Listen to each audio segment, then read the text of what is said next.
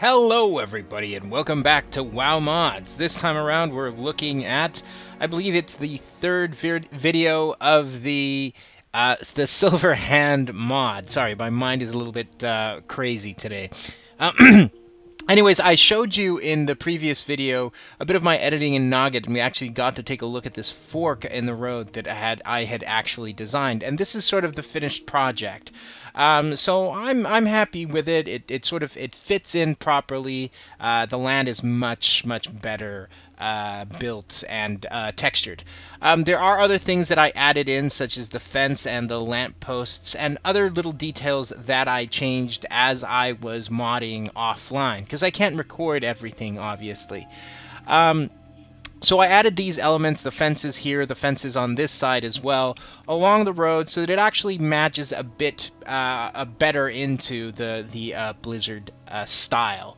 One of the things that we're getting to here is we're going to be approaching the entry of the Silverhand Enclave, and as you can see, I added some side elements on the side of the road. I had to get rid of the bushes that were surrounding that I'd placed there in the edit, because they made the area look a little bit too cluttered. So I decided for something a little bit more simple. Once we added the ground effects, it all started coming together. So I went for more subtle details, such as, you know, mushrooms, the fallen trees, trunks, and that way when we sort of approach the arch, we get a better feel for it. So here is the arch that you saw in the editing video. It's now been retextured. It matches the actual textures of the Abbey, and that's working out well. And here in the pillar you can actually see the Lordaeron symbol.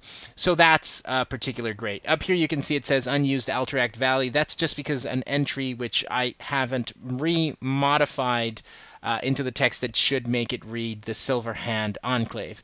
I added a bit of road to the sides here where these sort of small, they're not really palisades, but they're, how can I say, they're just flag stations. So they're soldier stations, and having these paths just from the entry going in, it looks a lot better.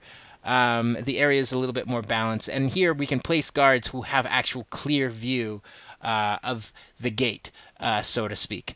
So as you can see, the ground texture is applied. We go inside the Abbey itself, which is obviously always going to come up as Northshire Abbey because that's hard-coded into the actual building. I could edit that, but I don't think it's a big problem. We're going to go here on the side. As you can see, I've added some elements such as mushrooms and bushes, just giving a lot more of a natural feel for the elements. The back here is looking good with the added grass and ground effects. And now what we're going to do is we're just going to go around the Abbey, and we're going to look at some of the other elements. Over there we have the vendor, of course, inspiration from Northshire Abbey, the sort of gypsy cart right there. When we go to this part, we have the monument here. Oh, sorry about this. I'm going to just deactivate flying. We have the paladin sort of monument with the symbol of Lordaeron there, and it's just a little detail on this side of the terrace that makes things better. A little bit of grass peeking in through that, but I think it's fine. We'll probably fix it in the next edition. And here, of course, we have the backyard of the Abbey, which is looking, you know, really good. It's simple, it's elegant. It overlooks, I believe it's called Purgation Island or Purgatory Island. I don't really remember what it was called.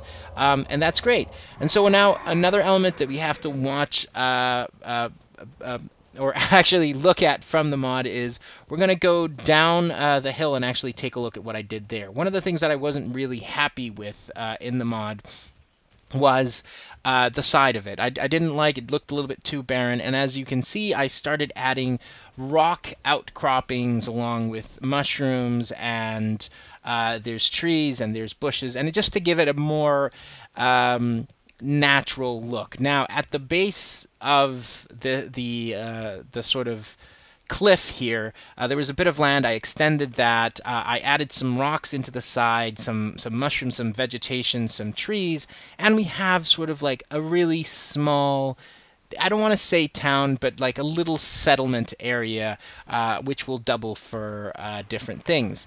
Here you can see again some repeating elements: bushes, mushrooms, trees. We have some dirt path leading into this small little dock, you know, where you could potentially do some. We've got some reeds, just duck down here, just swim a little bit across, come up, see the fishes, see the little stool.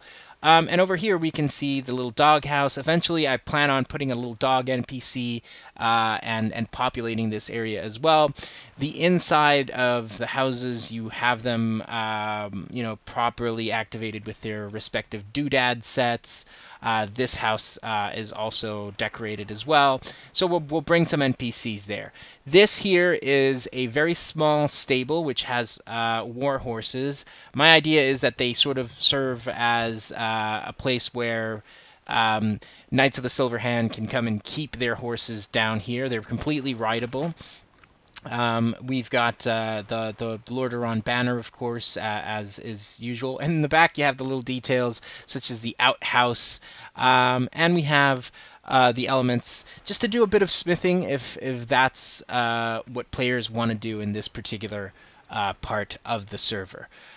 So we have the dock, and always in the background we have the curious little murlocs that are doing all their interesting murloc things, which is just swimming around and causing a bunch of trouble.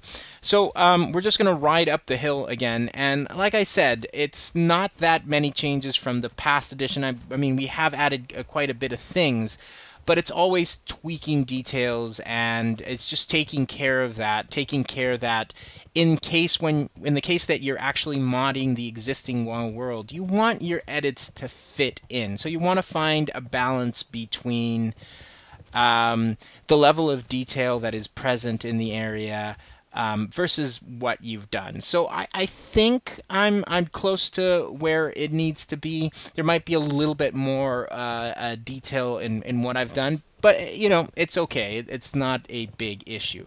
Now we go back up the road, of course, and we're gonna get to the restored tower. And that's pretty much what there is to see about the mod. More things will come. Of course, we have NPCs. I need to do a couple of little tweaks here and there. But it's all looking good, I think. I think that, you know, this area just gives you an idea of the type of mods that you yourself can bring to the game and just add a little bit of particular spices. That if you have your own servers or whatever, or even if you just want to do it for yourself, I hope you'll go ahead and do that. So until then, everybody, we'll be making more mods, and they will be coming shortly. So until then, bye-bye.